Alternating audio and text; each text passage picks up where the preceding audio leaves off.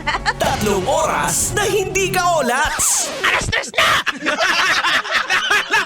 Love Trip! Love Trip!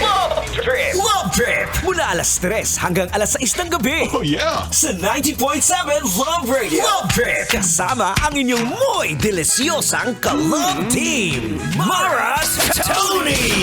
Mara Tony! Ikaw, anong trip mo?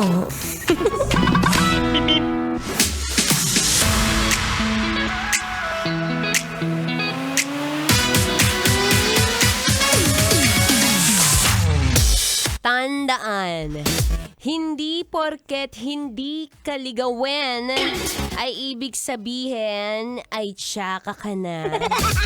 Baka naman kasi kulang ka lang sa ligo.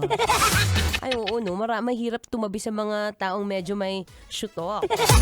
Dapat medyo nagde-deodorant muna bago umalis, di ba? Anyway, nagbabalik pang inyong kadaldalan na daldalang atleta DJ Maratoni.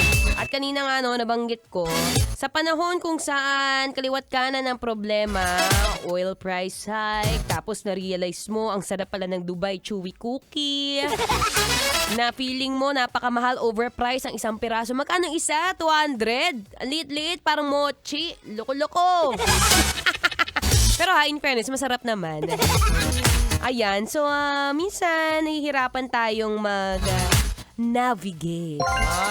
Navigate! Ang sabi! Navigate ng buhay kung saan may mga araw na feeling mo sabog ka. Tingnan mo nga yung katabi mo kung mukhang sabog. Diba? O, nagtawanan kayo, diba?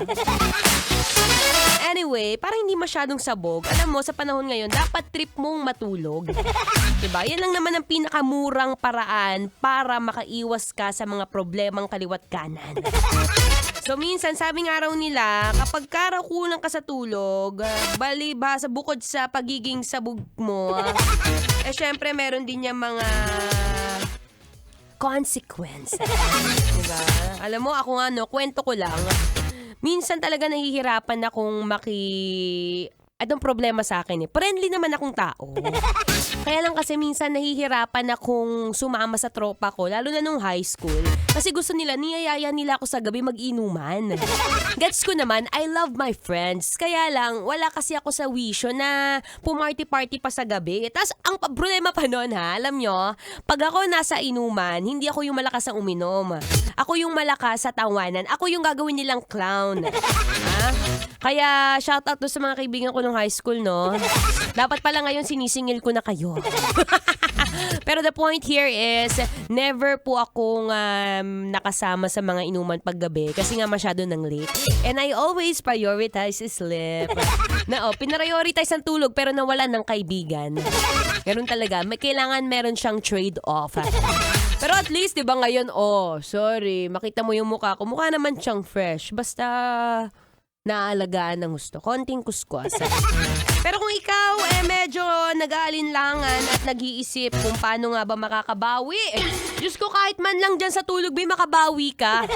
Diba? Alam mo na nga na nag-overwork ka kasi nga ang mahal na nga ng gasolina tapos kukunti pang sumasakay sa yung pasahero, mahirap pag ganyan.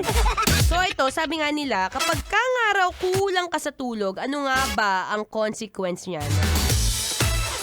Siyempre, number 1, pag nararamdaman mong gutom ka lagi sa gabi. Yung may mga tendency ka, nagsascroll ka na lang sa cellphone, papikit ka na papikit ka na. Pero nakaramdam ka ng, wait, I'm not sleepy yet, let us look in the ref. Di yan ang tendency mo, nagugutom ka, mas napapakain ka, ibig sabihin yan, puyat ka na.